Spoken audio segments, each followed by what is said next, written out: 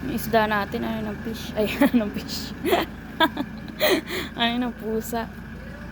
Walang iya. Yung isda natin, ano ng fish? Lutang si mama. Tulog pa si mama. Oo, ulo.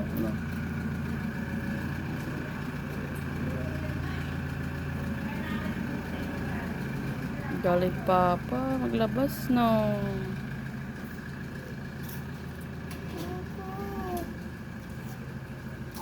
Lalabas lang yung arte mo.